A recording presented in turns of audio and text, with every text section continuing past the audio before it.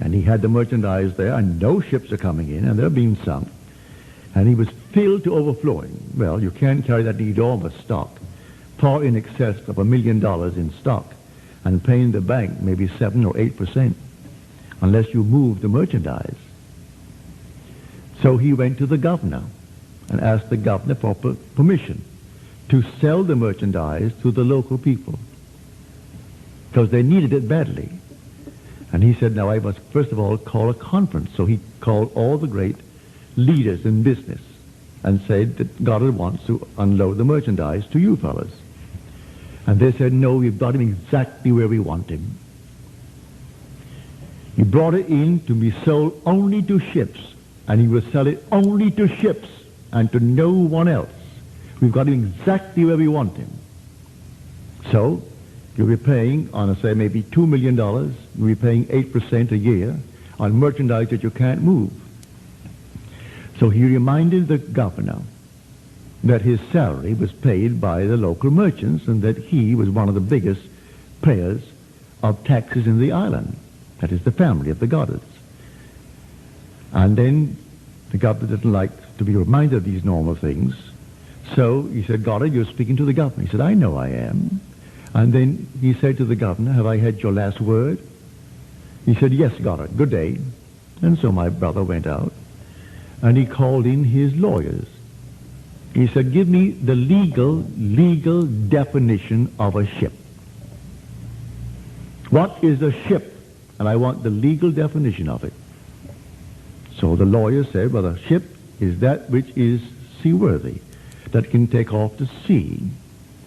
And what you want is, can it take off to an island 100 miles away? Well, if the captain has courage, it could go.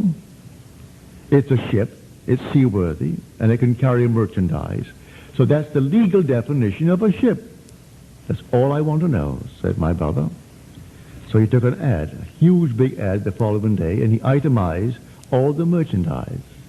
He said, anyone who has a thing that floats, and he is confident he can make an island, can come and buy this merchandise tax-free. Bring it only in cash, no checks, bring your cash. We emptied all the warehouses in 24 hours. They came with their little boats. They couldn't go 300 yards to sea. But the legal name was, can it go? Have you the courage to make St. Lucia, St. Vincent, Trinidad? If you have the courage, you have a ship, come, you can buy it. They simply bought the merchandise, went out to sea, went back into the island and sold it to the merchants. And the government was robbed of their 33% in taxes. And they all made, all these little fellas, they brought their cash out of their shoes, out of their trunks, out of all kinds of things. And he unloaded everything he had in 24 hours. And the merchants went wild. They called the governor. The governor tried to get my brother Victor. He said to his secretaries, I am busy and you cannot contact me. I am not to be contacted. No matter where I am, you do not know where I am.